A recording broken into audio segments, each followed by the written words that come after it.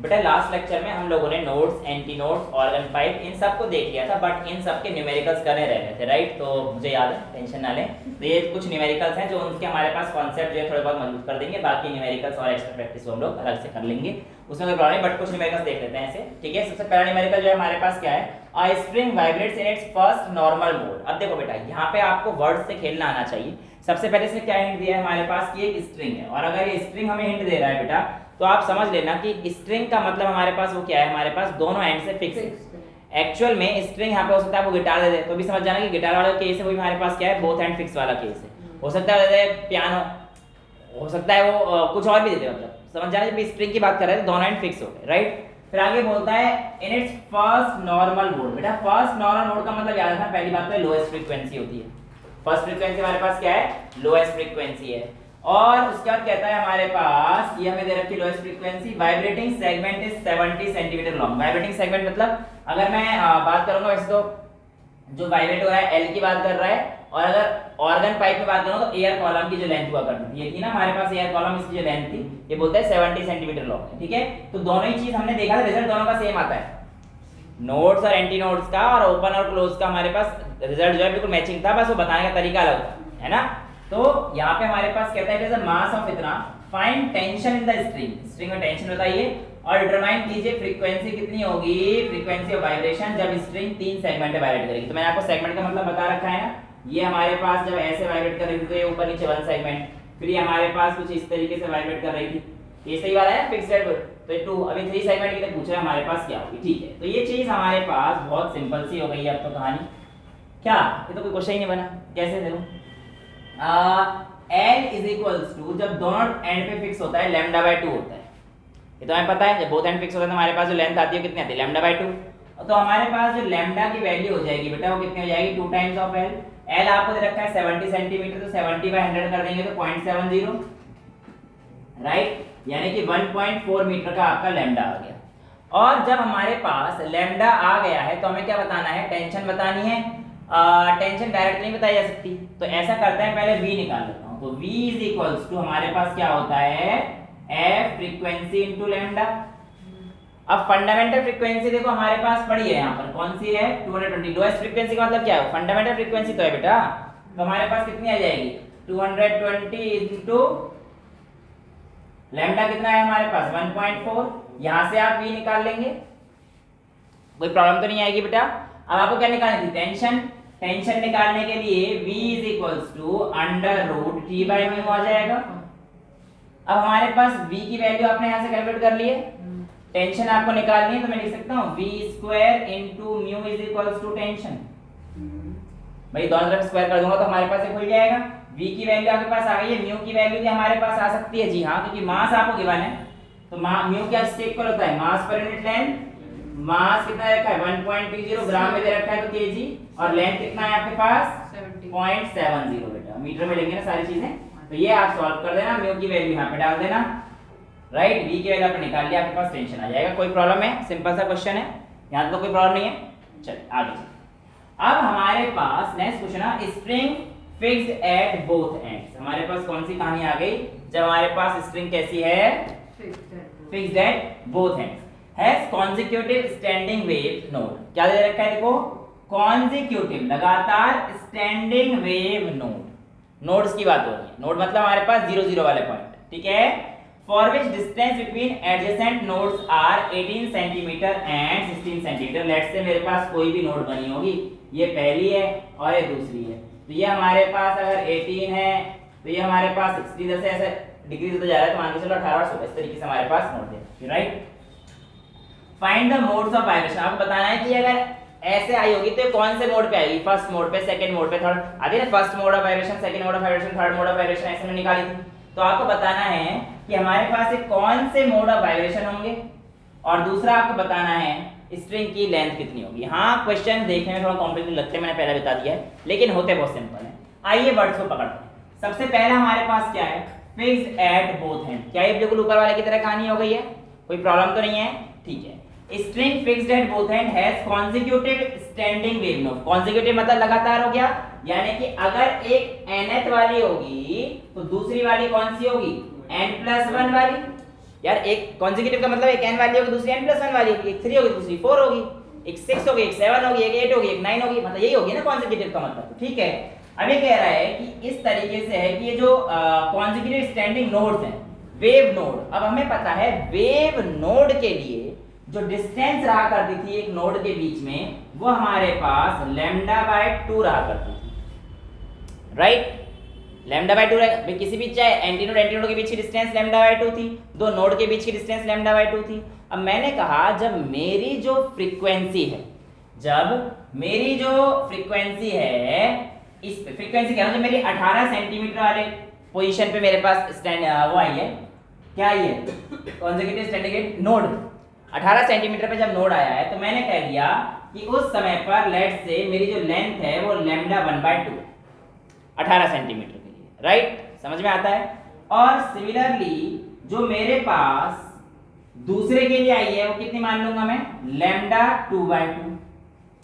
λ/2 तो हमारे पास हमेशा रहेगी ना बेटा, L दोनों के लिए भी सेम नहीं होगा, अभी देखेंगे L कब सेम होगा ये देखेंगे, क्योंकि L क्यों सेम होगा एक्चुअली, ये लेंथ तो हमारे पास वायर की फिक्स है ना, लेकिन ये ऐसे सेम नहीं हो सकते जो मैं कर रहा हूँ, मैं आपको समझाऊंगा अभी इसमें क्या गलती है।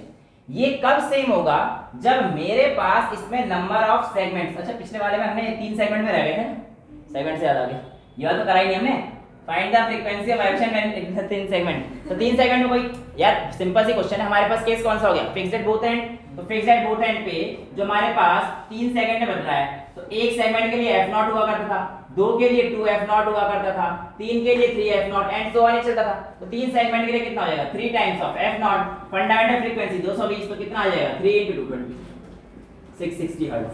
ठीक है, वो कंप्लीट कर लेना, उस सेगमेंट से याद आ गया। ठीक है, भूल गए थे और अचानक याद आ गया, 3 सेकंड का तो समझ में आ गया ना, केस पढ़ा हुआ है ना तुमने भाई। इसी केस में हमारे पास आता है f0 2f0 3f0, और जब हमारे पास और जब हमारे पास एक एंड से फिक्स होता है तो क्या आता है f0 3f0 5f0 7f0, वो ऑड मल्टीपल्स में आता है, राइट। ठीक, वो अगला क्वेश्चन है, मैंने दे रखा है, टेंशन नहीं लेना। अब ये लेंथ तो सर सेम नहीं हो सकती, लेकिन सेम होगी कब, जब हमारे पास पता पड़ जाएगा कि इसमें जो हमारे पास टोटल नोड्स हैं वो कितने हैं, तब तो ऑब्वियसली बात है, इतना नोड्स हमारे पास n नंबर अगर बराबर होंगे, हो सकता है किसी में 3 होंगे तो 3 * L कर दूंगा, तो 3 * जितनी भी उसकी वैल्यू आएगी वो करूंगा, अब किसी में 4 होंगे 4 * वो वैल्यू करूंगा, तो लेंथ तो तब सेम आ जाएगी ना। ये जो 18 16 घटते जा रहा है, हाँ पहले 18 पे आया, फिर 16 पे आएगा, फिर 14 पे आएगा, 12 पे आएगा, किसी पे भी आएगा, मुझे मत से बताया गया कि इन पॉइंट पे नोड्स आए। अब मैंने कह दिया अगर if n is the number of segments for 18 centimetre, तो L1 की जगह मैं क्या लिख सकता हूँ, λ1/2 = 18 डाल सकता हूँ बेटा पहले के लिए। ठीक है, आपको ऐसे समझाता हूँ, λ1/2 18 डाल सकता हूँ और λ2/2 कितना डाल सकता हूँ 60, इतना चलेगा, इसमें तो कोई प्रॉब्लम नहीं है। ठीक है, तो अब हमारे पास इसके लिए मैंने कहा n नंबर ऑफ वेव्स आई या n नंबर ऑफ नोड्स आए, तो मैं कह सकता हूँ n times λ1/2 = 18, right, sorry L, माफ कीजिएगा गलती हो रही है, L, ये तो लेंथ के इक्वल हो जाएगी ना बेटा, n नंबर ऑफ टाइम्स इसको कर दूंगा तो L के इक्वल हो जाएगी, पूरी लेंथ के इक्वल हो जाएगी, और 16 के लिए क्या आ जाएगा n+1 λ/, L पूरी स्ट्रिंग की लेंथ है। हाँ ये पूरी स्ट्रिंग की लेंथ। अब ये देखो ये सेम हो गई ना, ये 18th वाले के लिए और ये 16, अब लेंथ तो पूरी लेंथ स्ट्रिंग तो सेम ही रहेगी ना, बस अंतर किसमें आ रहा है, इन सब में तो चेंज हो रहा है, नंबर ऑफ सेगमेंट्स इतने बन रहे हैं, डिक्रीज हो रहा है तो +1 क्यों ले रहे हैं?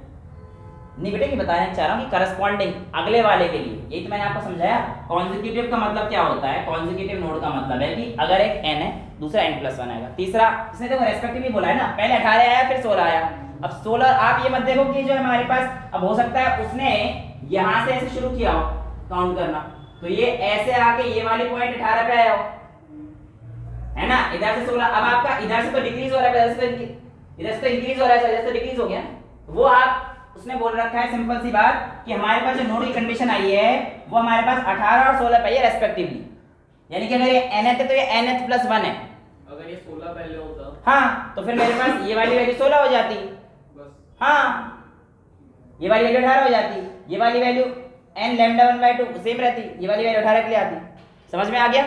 अब यहाँ पर देखना λ1/2 की वैल्यू मेरे पास कितनी है 18, तो मैं यहाँ पे कह सकता हूँ 18n is equals to l, और लैम्डा 2/2 की वैल्यू कितनी है बेटा मेरे पास 16, तो यहाँ पे कितनी आ जाएगी 16 into n plus 1 is equals to l। समझ में आ गया ना अब तो क्लियर है। अभी दोनों l के इक्वल है तो मेरे पास क्या आ जाएगा 16n प्लस 16, तो ये दोनों भी आपस में इक्वल हो जाएंगे, तो which implies 18n is equals to 16n plus 16, 2n is equals to 16 और n is equals to 8। अब सुनो आगे आंसर, n की वैल्यू 8 और दूसरी क्या थी कॉन्सेक्यूटिव तो n प्लस 1, यानी कि इनके जो हार्मोनिक्स हैं कौन से हैं 8th एंड 9th हार्मोनिक। समझ में आया?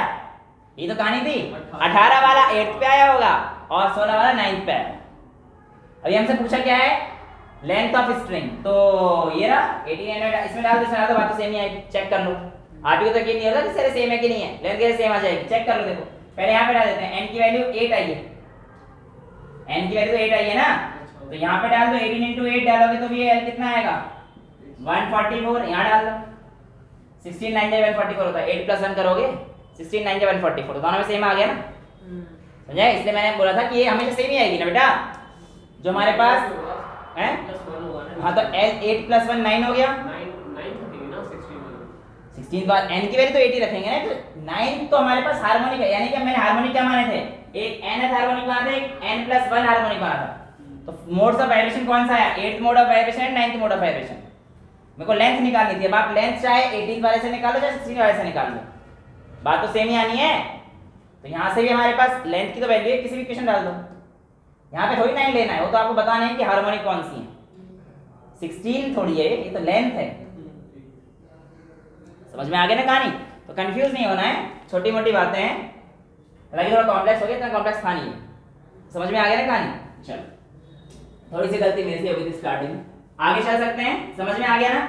अगला जो क्वेश्चन है वो आपका थोड़ा सा इससे अलग हटके हो जाएगा। क्यों? देखो है सेम ही, इसने बोल रखा है सक्सेसिव फ्रीक्वेंसी, यानी कि भाई एक के बाद एक लगातार वाली, कॉन्सेक्यूटिव बोल लो सक्सेसिव बोल लो, बात एक ही है।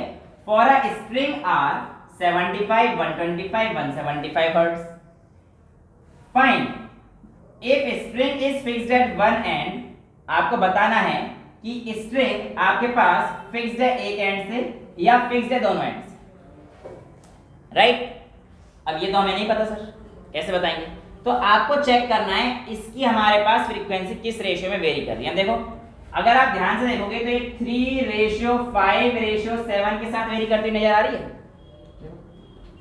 25 का टेबल पढ़ लो, 25 का टेबल पढ़ लोगे, 25 3 75, 25 5 25, 25 7 75, 3 5 7 में आ रहा है।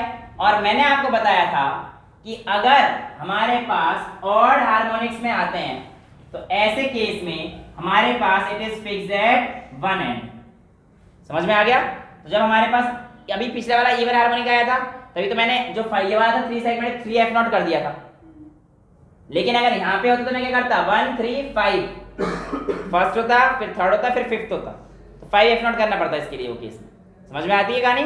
तो बेटा 3 5 7 तो हमारे पास ये हो गई, तो ये पहले कहानी हमने कर दी, it is fixed at one end ना कि बोथ एंड। ये केस क्लियर है? Also find fundamental frequency. कैसे करते हैं? फंडामेंटल फ्रीक्वेंसी याद हो गई 25 into 3 f0 f0 3f0 5f0 7f0 ऐसा चल रहा है। तो देखना 25 चल रहा है कहानी, तो फंडामेंटल फ्रीक्वेंसी कितनी हो गई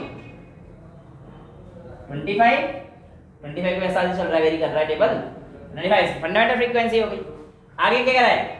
find the length of string if the speed is 400 metre per second. Find the length of string if the speed is 400 metre per second. ठीक है, एक फिक्स एंड के लिए f0 is equals to v by 4n। देखो उसके क्या हुआ करता है f0 v बाय 2n, दोनों एंड से फिक्स होते थे। जब एक एंड से फिक्स होता है तो f0 की वैल्यू हमारे पास क्या थी, एंटी नोड वाली कहानी है सेम, v बाय 4n। तो l निकालना है, v की value 400 upon 4 into 25, fundamental frequency f0 25 है, ये l के इक्वल आ जाएगा, l इधर पहुंच जाएगा, f0 नीचे आ जाएगा, तो कितना आ गया 25 चौक 100 4 मीटर। सिंपल सा क्वेश्चन, क्लियर है? तो ये कोई तगड़े क्वेश्चन नहीं होते, छोटे मोटे क्वेश्चन होते हैं, हटा दें। अब जो अगला क्वेश्चन है वो मैंने आपको एक टॉपिक कराया था याद तो रेजोनेंस का, याद है?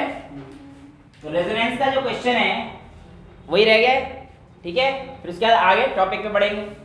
रेजोनेंस वाला हमसे कहता है एक वायर है जिसकी लीनियर डेंसिटी आपको दे रखी है 5 ग्राम पर मीटर, यानी कि आपको म्यू कितना दे रखा है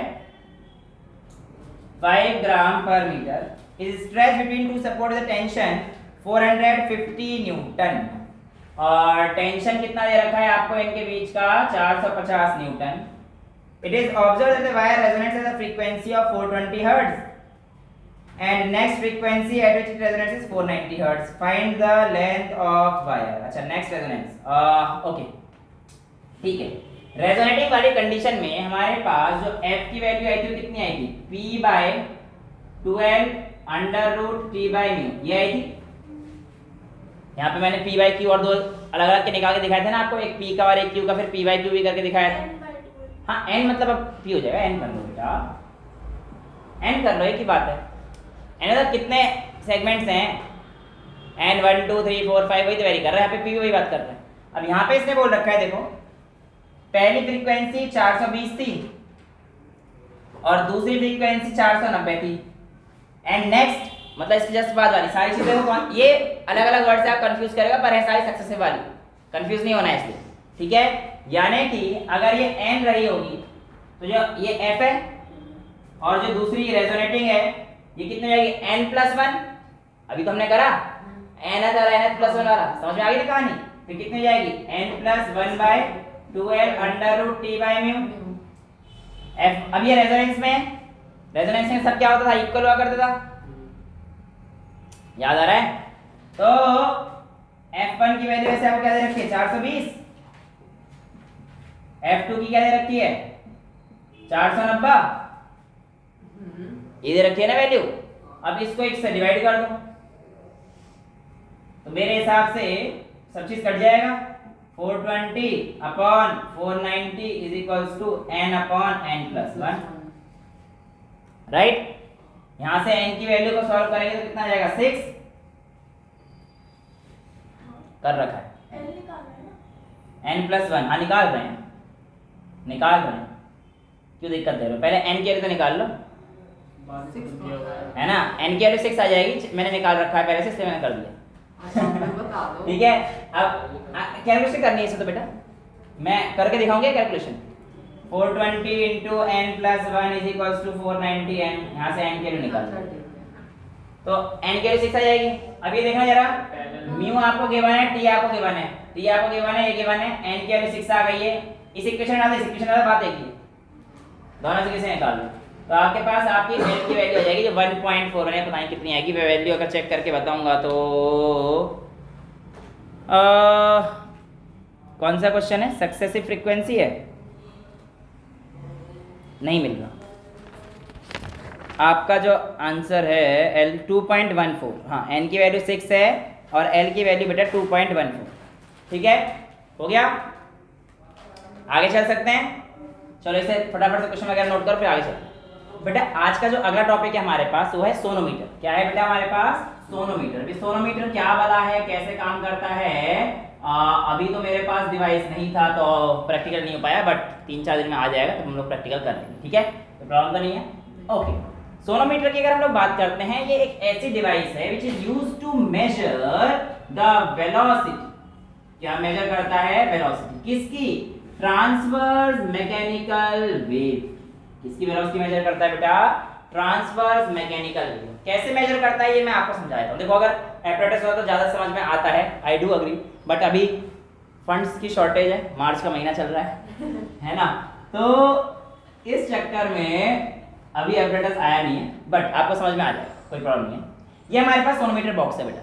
क्या होता है, सोनोमीटर बॉक्स, राइट, और इसके क्लैंप्स लगे, हाँ, और उसके बाद यहाँ पर एक पुली से हमारे पास जो सोनोमीटर का वायर है वो इस तरीके से फिक्स होता है और ये यहाँ पर वेट से हैंग किया जाता है। वेट क्यों, कि हमें ना स्ट्रेच चाहिए।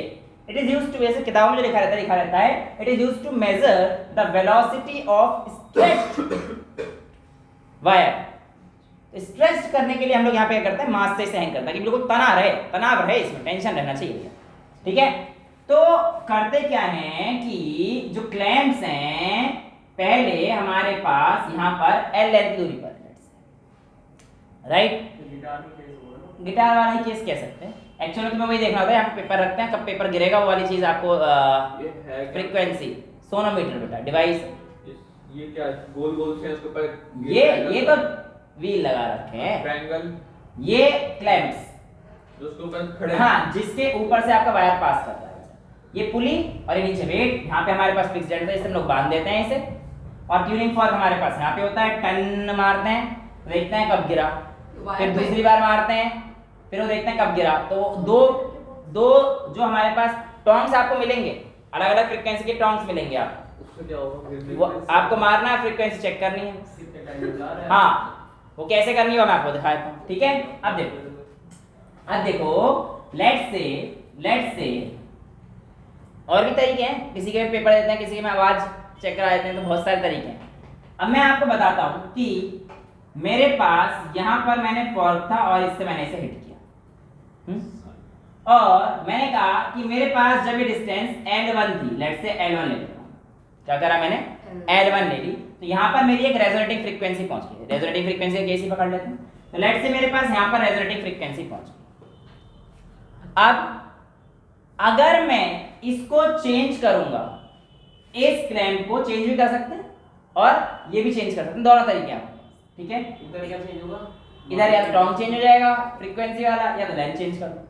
तो आपने कहा लेट्स से ये लेंथ यहां तक पहुंचा दी सच दैट कि इसकी लेंथ L2 थी, और इस L2 पर भी वापस आपके पास क्या आई, आपकी रेजोनेटिंग फ्रीक्वेंसी, यानी कि ये जो L1 वाला पॉइंट है और L2 वाला पॉइंट है, सेम पॉइंट पर है ना, इन टर्म्स ऑफ या तो नोड्स है यहाँ पे, या फिर एंटी नोड्स, ये रेजोनेटिंग फ्रीक्वेंसी आ रही है, राइट।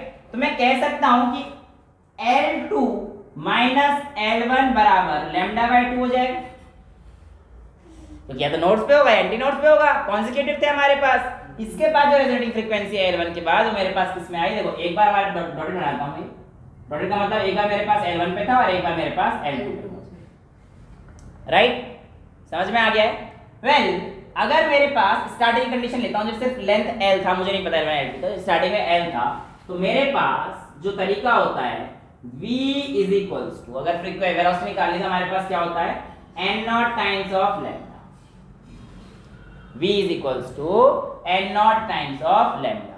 और अगर आपको v इज इक्वल, ये था ना फ्रीक्वेंसी की वैल्यू हमारे पास, अरे भाई v वेलोसिटी और फ्रीक्वेंसी इनटू वेवलेंथ, इससे निकालते हैं वेलोसिटी। अगर मैं आपसे कहता हूं लैम्डा की value 1/n0 times under root t/μ है, तो क्या दिक्कत है, कोई दिक्कत नहीं भाई, lambda is equal to v/n0, 1/n0 ले लिया, v को अंडर रूट t/μ लिख दिया, क्लियर। तो ये हमारे पास v की वैल्यू जनरली जो ऑब्जर्व रहती है, ये वैल्यू हमारे पास थ्योरेटिकली क्या रहती है, v की, ये थ्योरेटिकल वैल्यू होती है अंडर रूट t/μ, राइट।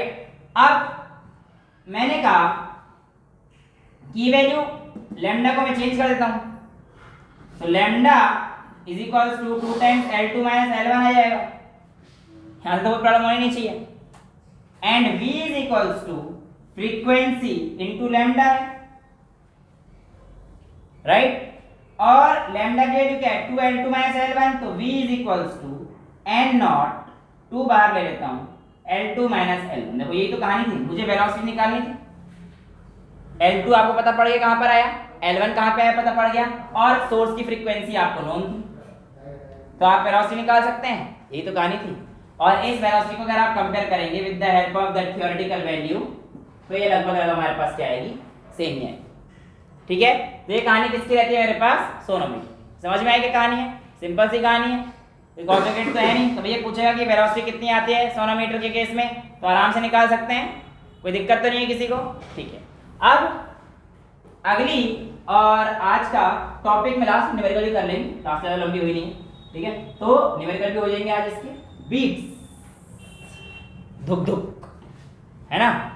तो जो तुम्हारे धड़कनें किसके लिए बज रही है तो पता नहीं, या कभी बजी थी पता नहीं, मेरी तो बजी थी, मेरी तरफ क्या देखा, अब शांत हो गई, घर वाले कह रहे हैं शादी कर लो, तो सारी शांत हो, हाँ फिर बजेंगी, ये भी सही कह रहे हैं, है ना। पर आजकल शांत है, शांति रहे तो। चलिए हाँ, बीट्स क्या होता है, पहले इस बीट्स को समझने की कोशिश करते हैं बेटा।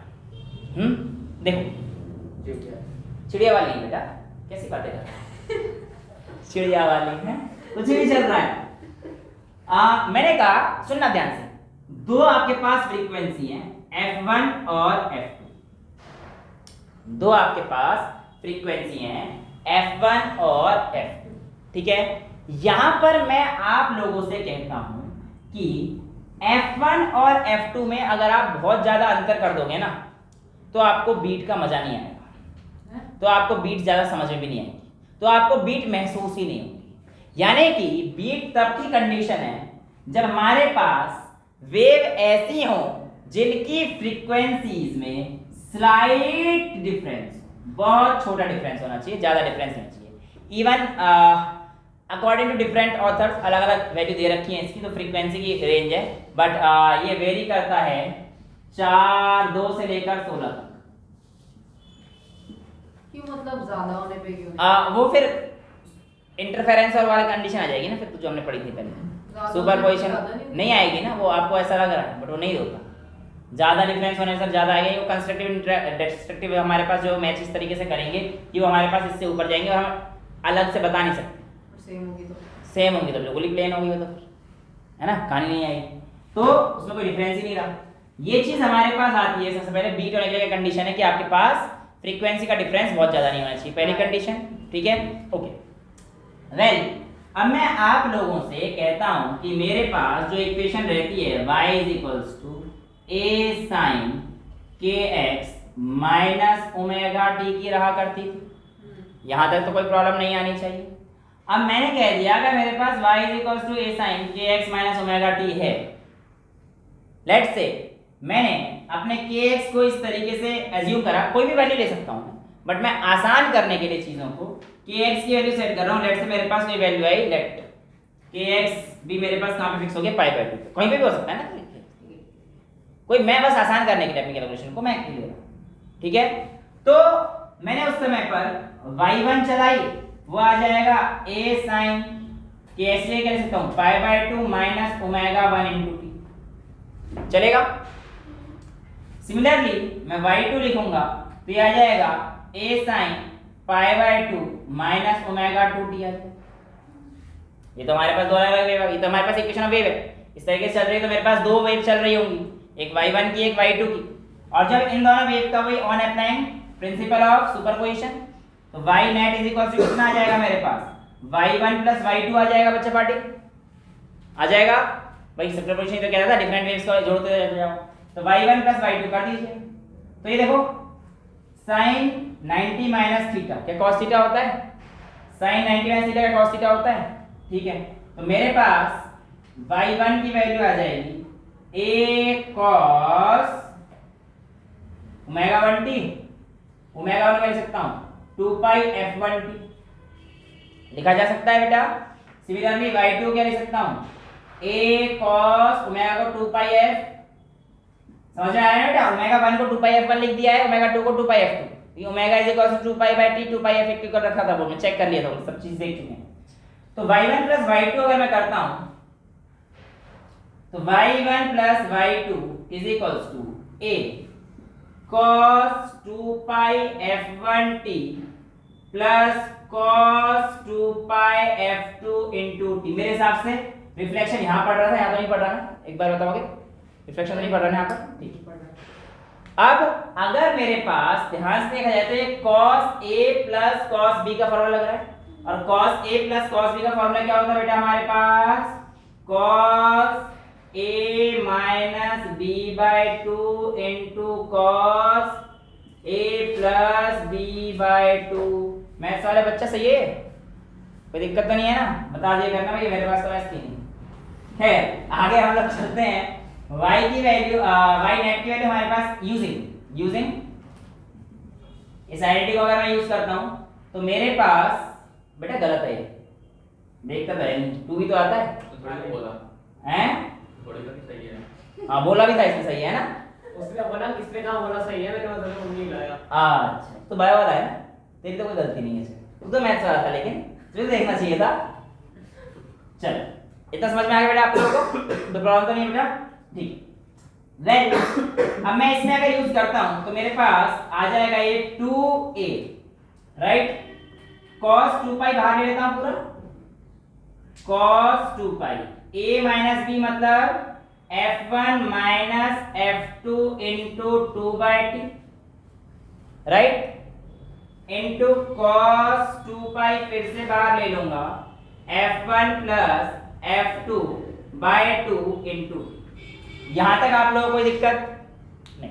अब सुनो बेटा, एक्चुअल में तो आप लोगों को जो बताएंगे कि जो हमारे पास बीट है, जो हमारे पास बीट आएगी, उस बीट्स की अगर मैं बात करूंगा तो वो नॉर्मली आपको बता देंगे, आपके पास जो बीट आएगी ना वो आप ऐसे कर लेना, f is equals to f1 plus f2, ऐसे डायरेक्ट बताने के लिए तो f is equals to f1 plus f2, ये प्लस माइनस कर देंगे, ठीक है। होता भी है ये, होता भी है, लेकिन ये आया कहां से, इसके लिए आपको वैसे तो मैं टू बी वेरी ऑनेस्ट थोड़ी सी हायर लेवल पे लेके जा रहा हूँ, जरूरत नहीं है, बट क्योंकि ये समझना था मैं डायरेक्ट लिखवाया था, वो क्वेश्चन एक दो चार क्वेश्चन करा था, आपके क्वेश्चन सारे उसी से हो जाएंगे, लेकिन ये समझना है कैसे है क्या है, पूरा ग्राफिकल ट्रीटमेंट सब कुछ बता रहा हूँ आप लोगों को, तो इसलिए ध्यान से समझो, ठीक है। अब देखो एक्चुअल में ये वाला जो फैक्टर है ये मेरे पास एक एडिशनल फैक्टर आ रखा है, और ये वाला जो फैक्टर है ये दोनों फैक्टर मेरे पास मल्टीप्लाई हो रहे हैं बेसिकली, तो आपको दिख ही रहा है, राइट। इसको मैं कहता हूं फ्रीक्वेंसी फैक्टर। क्या बोलता हूं? Frequency factor. और अगर आप फ्रीक्वेंसी को देख पा रहे हैं तो आपकी जो नेट फ्रीक्वेंसी वो एवरेज फ्रीक्वेंसी की तरह निकल रही है। जो आपके पास फ्रीक्वेंसी कैसे आ रही है, average frequency f1 plus f2/2 की तरह। ये आपके पास कुछ एवरेज फ्रीक्वेंसी आ रही है, समझ पा रहे हो? लेकिन ये तो हमारे पास एवरेज जो हर जगह सेम रहने वाली है, एवरेज वैल्यू तो हम लोगों ने इसलिए ली क्योंकि सेम रह रही है। अब कहानी क्या है, ध्यान सुनना बेटा, यहां पर ये वाली जो वेव की इक्वेशन बनी है ना, इस वेव को हम लोग कहते हैं एनवलप वेव। क्या कहते हैं? Envelope wave. ये आप लोग बड़ी क्लास में पढ़ेंगे, बस मैं आपको समझा देता हूं। ये वेव दो टाइप की होती हैं, अपर और लोअर, है ना। उसमें बस शेप को बताने के लिए किसी चीज के हम लोग एनवलप वेव को ले लेते हैं, तो आप लोगों को बहुत ज्यादा डिटेल में नहीं जाना है, बस आपको समझना है कि फ्रीक्वेंसी का फैक्टर और ये एनवलप वेव है, जो कि हमारे पास मेजरली एम्पलीट्यूड और फ्रीक्वेंसी को ही बताती है। तो एनवलप वेव किस किस चीज को बताती है बेटा हमारे पास? एम्पलीट्यूड और फ्रीक्वेंसी। अब ये एनवलप वेव क्या बना है ऐसे समझिए। मैंने कहा कि मेरे पास देखो दो वेव जा रही थी ना, y1 और y2, राइट, ठीक है। तो मैंने कहा मेरे पास y1 और y2, क्या मेरे पास कोई दूसरा मार्कर है? यहाँ पर तो नहीं दिख रहा है, तो है एक है, ओके मिला। यहाँ पर देखो मैंने कहा जो मेरा मार्कर ग्रीन वाला है इसको ले लेते हैं कि मैंने कहीं से भी शुरू कर सकते हो आपकी जो वेव थी वो कुछ इस तरीके से, कभी ऊपर है, ऐसे ऐसे आगे तक चलती जा रही, ठीक है, राइट। ये आपके पास एक वेव, ठीक है। और ये वाली जो कहानी है ये मान के चलो आपके पास दूसरी वेव। ये वेव कैसी है? y1 और y2 वाली दो वेव आ गई ना, समझ में आया? अब ये दो अलग अलग वेव जो आपको दिख रही हैं, ये मेरे पास y1 और y2 वाली है। एक ग्रीन वाली y1 मान लो, ब्लैक वाली y2 मान लो, उसको कोई दिक्कत नहीं है। लेकिन जो मेरे पास इनका नेट कंडीशन आएगा, जो नेट रिजल्टिंग वेव आएगी बेटा, वो कुछ इस तरीके से आएगा। देखो यहां से शुरू में आपको बता देता हूं, कुछ इस तरीके से, यानी कि ये लेवल हमारे पास क्या हो रहा है, बढ़ता गया। अब फिर ये हुआ, फिर से अपने वही कहानी शुरू हो जाएगी, कौन सी? धीरे धीरे बढ़ना चालू होगा, फिर बढ़ेगा और फिर से मैक्सिमा, फिर डाउन। समझ में आया? फिर बढ़ेगा, फिर बढ़ेगा, अरे थोड़ा सा समझ आया ना कहानी? तो अब देखो अगर मैं इसका शेप बनाता हूं, देखो इसको पकड़ते हुए शेप बनाओगे तो कुछ दोनों मिला के ऐसा हुआ है ना। हाँ बेटा, दोनों को मिला के ही होता है। ऐसे ऐसे बढ़ के क्यों हो रहा है, एक ही साइज पे क्यों नहीं है? बेटा एक ही साइज पे भी नहीं है क्योंकि हमारे पास यहाँ पे तो अलग अलग वेव है, ठीक है। तो यहाँ पर अगर आप ये ध्यान से देख रहे हैं, ये वाला जो फिगर बनाया ना, ये डॉटेड जो बना रहा हूँ, ये जो वेव है ये मेरी कौन सी वेव है? Annular wave. अब ये देखो एनुलर वेव में अगर आप ध्यान से देख पा रहे हो तो बेसिकली ये डॉटेड कलर आपको दिखा है, नोड और एंटर वाली चीज दे रहा है, सेगमेंट्स बन रहे हैं एग्जैक्टली। अब ये वाला जो पॉइंट है, ये और ये मतलब लगभग सेम पॉइंट पे आता है, मेरे डायग्राम तो परफेक्ट नहीं बनेंगे। ये एनवलप वाली जो वेव है, ये देखो यहाँ पर आ रही है, यहाँ पर आ रही है, तो एनवलप वाली वेव एक्चुअल में यही वेव थी, और ये मेरे पास एक एनवलप में, मैंने क्या बताया, दो टाइप के होते हैं, लोअर एनवलप और सॉरी अपर एनवलप है, और ये लोअर एनवलप है, राइट। ये दो बार आपके पास क्या हो रही है? मैक्सिमा पे जा रही है ना। बेसिकली बात तो सही है, कॉस के फंक्शन के साथ वेरी कर रही है, टाइम के साथ वेरी कर रही है, यानी कि ये सारी वेव वही है ना जो हमारे पास टाइम के साथ वेरी कर रही है। यार स्टैंडिंग वेव सारी वही होती है जो हमारे पास टाइम के साथ वेरी कर रही थी, उसी तो कहानी है। तो ये वैल्यू मेरे पास दो बार मैक्सिमा हो रही है, दो बार मैक्सिमा, एक बार यहाँ पर एक बार यहाँ पर। एक्चुअली बात भी सही है, एक बार +1 पे एक बार -1, यानी कि आपके पास ये वाला ये फंक्शन है cos 2π f1 f2/2 * t +-1 ही तो रहेगा। समझ में आ रहा है?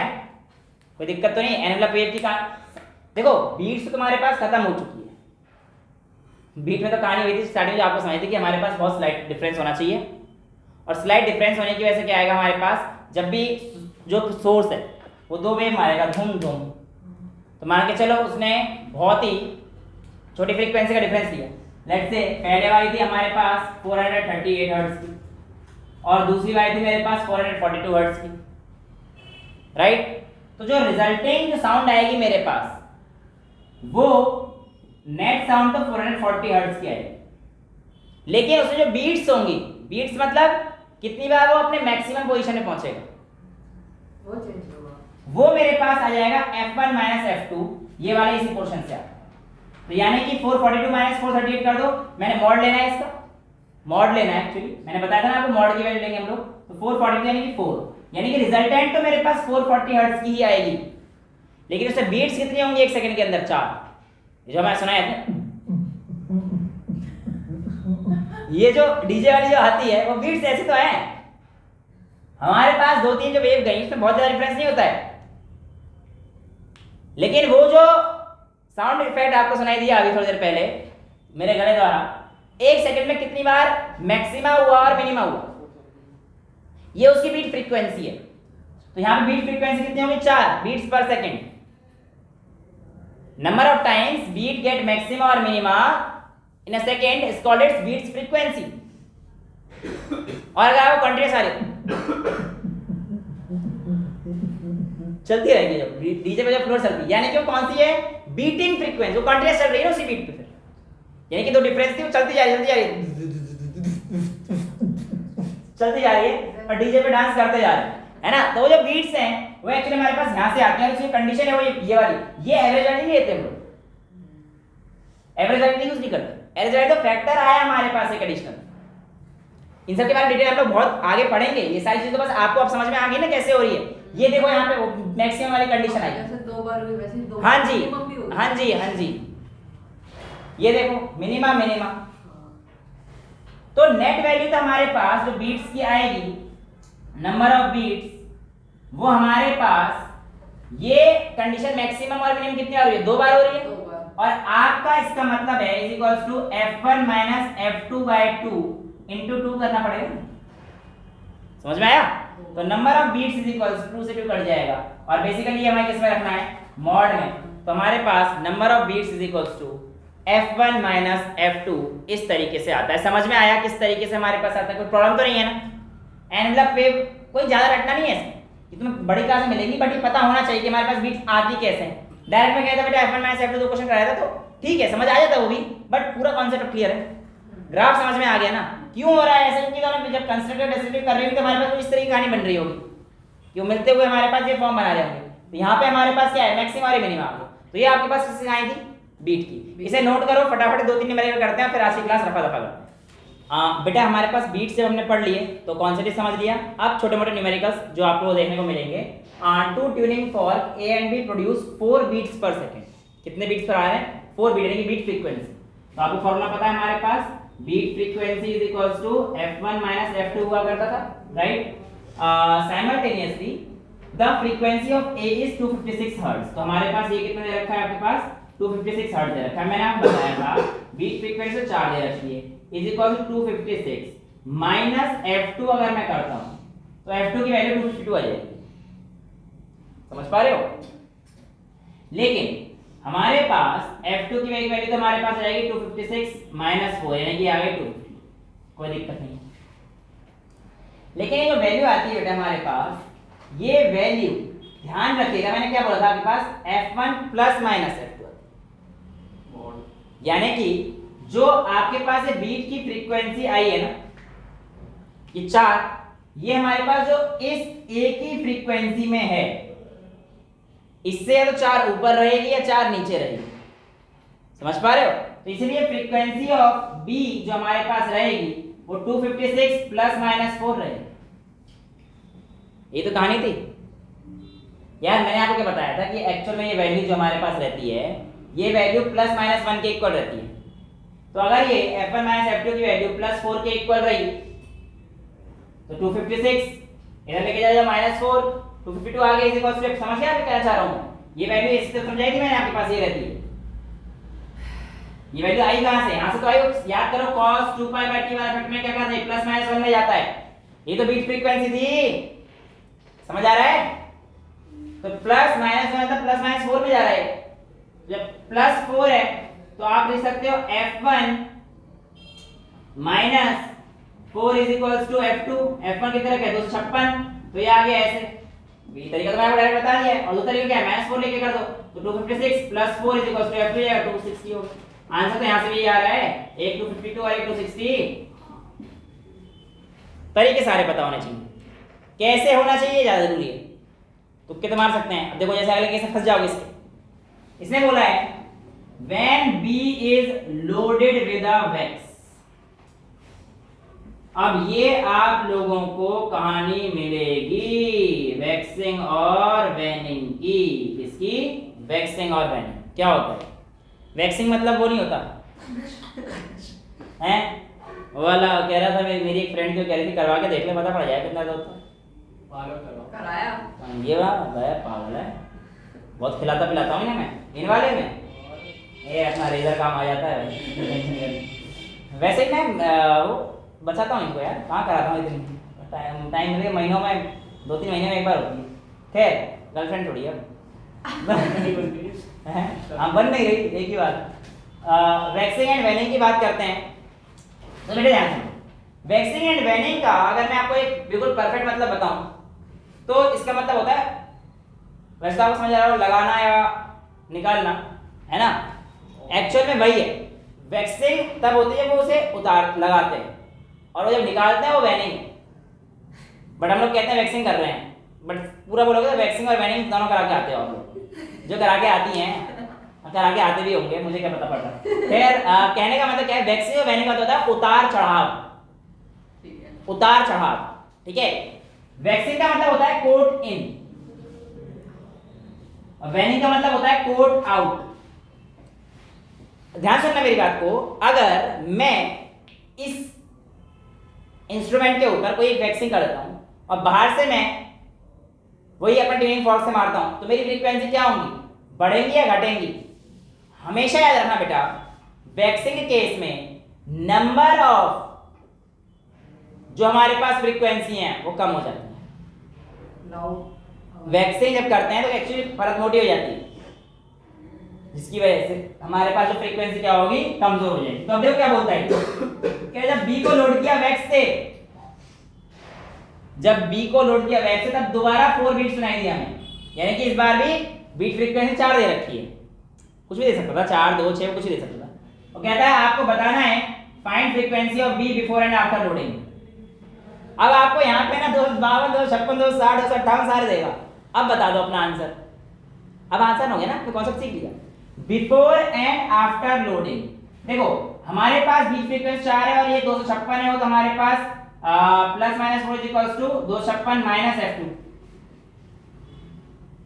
f1 minus f2 equals to plus minus 4। ये तो हमारे पास फिक्स हो गया। लेकिन मुझे ये पता है कि जब मेरी वैक्सिंग होती है तो मेरी फ्रीक्वेंसी क्या होती है, कमजोर हो जाती है, कम हो जाती है। तो वैक्सिंग के टाइम पे, बिफोर वैक्सिंग, मेरे पास 256 प्लस 4 वाली आएगी।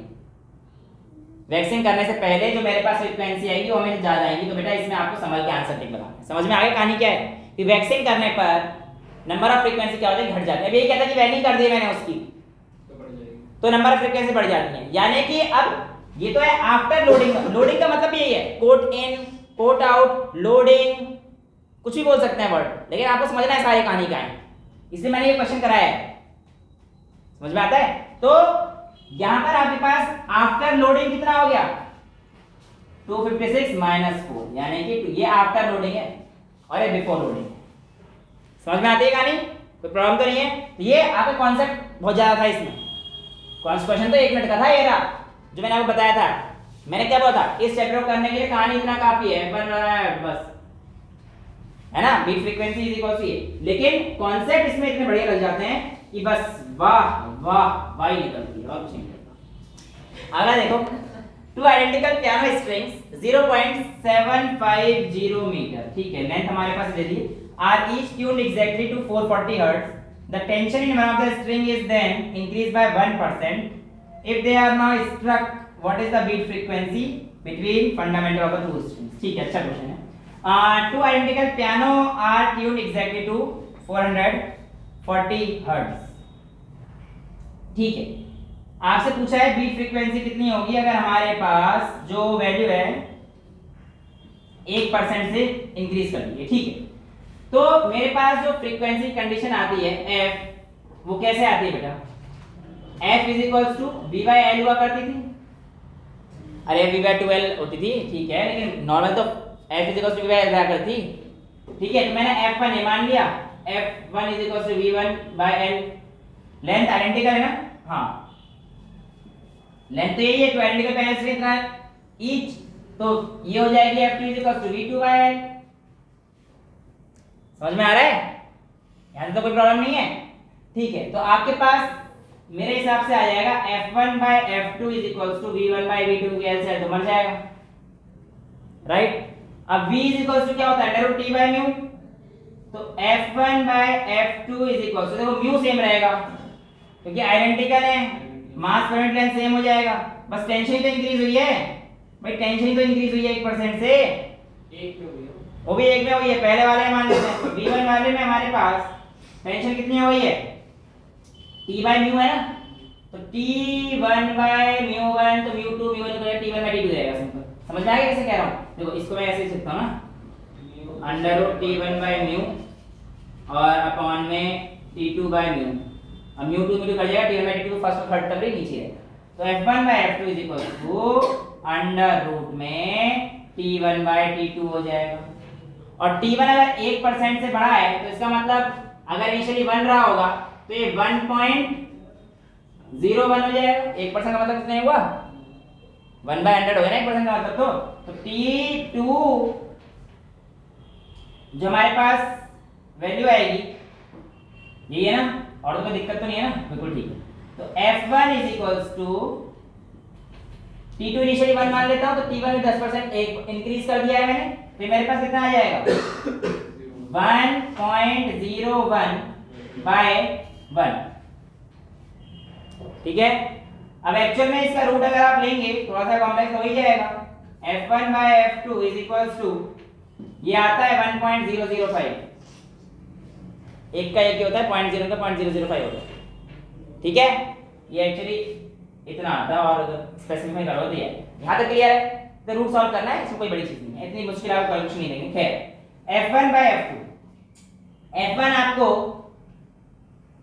गिवन है नहीं, क्योंकि हमारे पास t1 चेंज कर लिया हमने, तो f1 अननोन है, 440 f2 जाएगी ना, सारी चीज तो मैंने 1 वाली अननोन मान रखी है ना यार, तुम कोई सी मान सकते हो, अगर 2 वाली अननोन मान दे 2 को लेके चल लेते, कोई प्रॉब्लम नहीं। समझ पा रहे हो क्या कहना चाह रहा हूं? ठीक है, तो आपके पास F1 की वैल्यू कितनी आ जाएगी, जो हमारे पास F2 इनिशियल थी ना बेटा, समझ गए?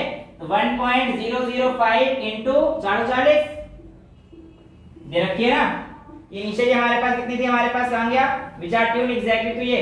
बेटा आप ना जरूरी नहीं कि F1 वाली ले लोगे ना तो भी बात सेम रहेगी, सेम, क्योंकि उसमें 1 ये कहानी ऊपर पहुंच जाएगी, फिर T2 की वैल्यू 1.0 हो जाएगी, तो मल्टीप्लाई इसकी हो जाएगी फिर, समझ पा रहे हो ना? तो कहानी सेम रहेगी, तो फर्क नहीं आएगा। तो ये कितना आता है 442, 520, 524, हाँ, तो ये मेरे हिसाब से 442 आएगी। ये आपके पास F1 की वैल्यू आ गई, और आपके पास बीट फ्रीक्वेंसी निकालनी थी, तो बीट फ्रीक्वेंसी कितनी होती है, F1 minus F2 by beat frequency is equal to F1 minus F2 की पढ़ ली, तो 442 माइनस 440 यानी कि 2 बीट्स पर सेकंड के हिसाब से आपका आंसर आएगा। अगर मैं सही हूं तो एक बार चेक कर लेता हूं, F2 बस ठीक है, कोई प्रॉब्लम नहीं है, यही आंसर है बेटा, 442 हर्ट्ज ही आ रहा है, और यही हमारे पास इसकी कहानी है, कोई दिक्कत तो नहीं। अगला क्वेश्चन करें। नेक्स्ट है, when the wire of sonometer is 73 centimetre long, it is in resonance with the tuning fork. जब हमारे पास वायर की लेंथ कितनी है, 73 सेंटीमीटर लॉन्ग है, ये भी रेजोनेंस है, ठीक है। रेजोनेंस की कंडीशन में हमारे पास जो फ्रीक्वेंसी आया करती थी, वो अगर आप लोगों को याद हो तो n बाय, बता बेटा कितना हुआ करता था, n by 12 under root t by u, यही कहानी हुआ करती थी। अभी कह रहा है रेजोनेंस में थी on shortening the wire by 0.5, ठीक है। तो इनिशियल लेंथ में कितनी मान लेता हूं, चलो इस बार मैं L1 लेके चलता हूं ताकि कंफ्यूज ना हो। L1 मेरे पास 0.73 आ जाएगा, 73 सेंटीमीटर का मतलब। अब मैंने 0.5 मीटर से छोटा कर दिया उसे, तो वो कितना हो जाएगा 72.5 सेंटीमीटर में रहने से लास्ट में घंटे चल 72.5 सर वो सेंटीमीटर में और आप मीटर ये ले यार, अब बस कैलकुलेशन कॉम्प्लिकेट हो जाएगी ना, क्यों करनी, ये 73 मीटर मान लेते हैं, ठीक है, लंबा हो गया ज्यादा, कोई बात नहीं, चल जाएगा, अपने को आंसर निकालना है, ये समझ में आ गया ना केस। तो L2 आपके पास कितनी हो जाएगी, ये हो जाएगी, या L डैश मान लो, L2 मान लो, तुम्हारी मर्जी, कोई फर्क नहीं पड़ता, ठीक है। अभी कहता है जब शॉर्ट किया, it makes 3 beats with the same fork, यानी कि जब लेंथ शॉर्ट करी तो मेरे पास बीट फ्रीक्वेंसी में चेंज आई, यानी कि 3 is equals to f minus f dash. ये तो कहां रही होगी, बीट्स आ गई ना, इनिशियल तो f पे तो हमारे पास थे ही, लेकिन जब हमने उसकी लेंथ छोटी करी तो हमारे पास 3 बीट्स आ गए। टेंशन वगैरह दे रखा हैं, टेंशन नहीं कुछ नहीं दे रखा। वेल आप कह सकते हो, आप कह सकते हो